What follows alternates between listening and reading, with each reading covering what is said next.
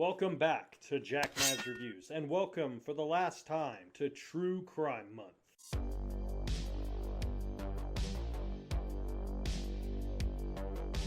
For this final installment, I will be looking at The Act.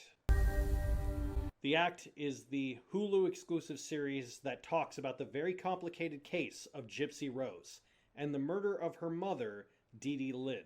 Now, what makes the case so mysterious is that the girl is in a wheelchair and has multiple diseases that cause her to possibly die. Only that isn't the case, and it's all part of The Act. This is one of the most interesting, complicated cases I've ever seen in a true crime, period. I actually originally was planning on doing a hypothetical about it, but I decided not to, but, you know. It's really a fascinating case itself about the consequences of being Munchausen by proxy and the horrible, horrible, horrible things that Gypsy Rose had to endure from her mother.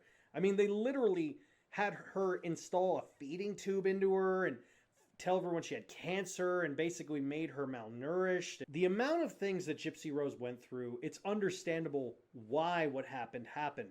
But enough about the case itself. What makes The Act so good is that it feels like how the case was when I first read it. When I first saw videos about it, I felt horrible for Gypsy. I felt a sheer sense of vulnerability, of a misunderstanding of the world around her. And that is perfectly encaptured by Joey King. She's probably most famous for playing the main girl in Gilmore Girls, but I really hadn't seen her do many other acting roles besides that. She hit Gypsy Rose perfectly. I've seen Gypsy Rose in interviews. I've seen her at the trial, the interrogation videos, all of that stuff, and she got her down perfectly. And that is a huge plus for a series that really have to understand why what happened. That's one of the key things about true crime, is the understanding of why. So when it's a case that doesn't really have any definitive answers, you don't really connect as much. But this, you do.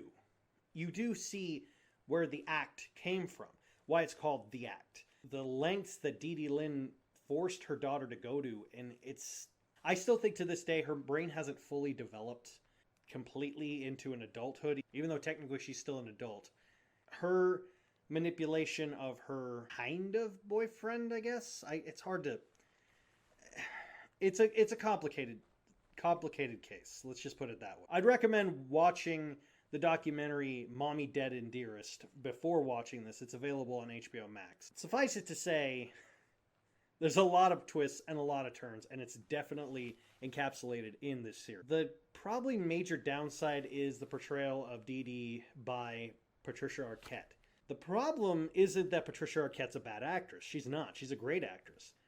The problem is I didn't hate Dee Dee as much as I should have hated her because of Patricia's entire performance. And I'm not normally on the side of the killer in true crime. That's what makes this case so complicated. But with this case, I really kind of understood why what happened. I mean, granted, Dee Dee Lynn, yes, she suffered from Munchausen by proxy, but she was just this vile, despicable human being, not just from the accounts of what happened to Gypsy, but just in general to how she treated people, how vile she was to everyone around her. I mean, even when she was faking around in front of cameras, when it was behind camera, she was a monster. And unfortunately, Patricia doesn't really pull off the monster. And when you need a villain, you kind of have to either go in completely or not.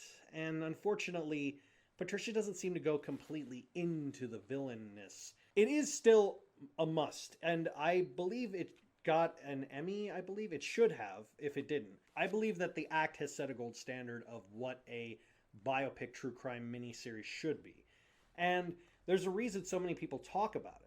It is really worth your time.